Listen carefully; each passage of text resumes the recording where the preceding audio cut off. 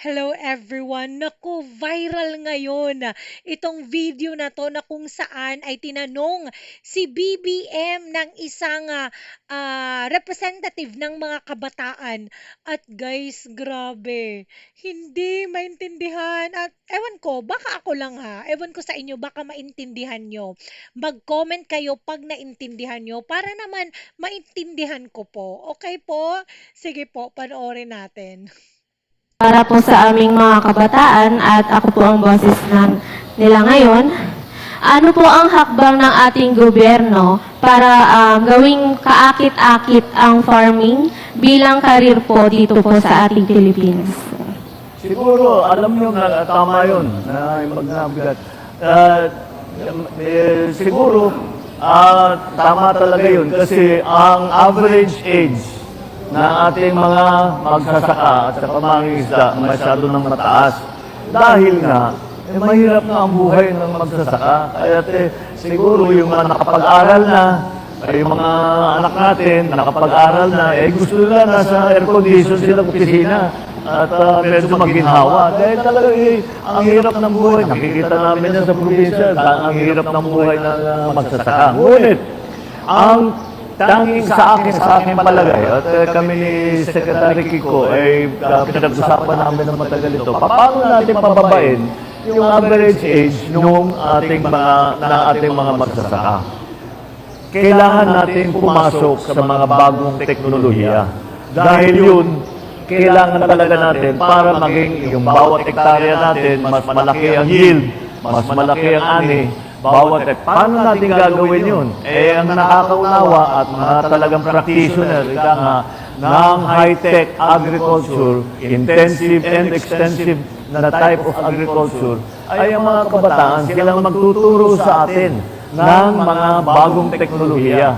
At yan, palagay ko, ay magiging interesting na yan, magiging interesante na yan para sa ating mga kabataan, para nakikita nila na hindi lamang na may magandang hanap buhay naman ang magsasaka.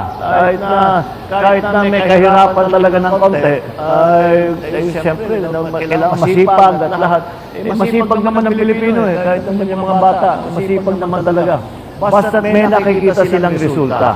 Kaya sa akin talaga yun ang ating pwedeng gawin. Kasi para sa mga mas nakakabata ay sasabihin nila, interesting to, interesante ito. At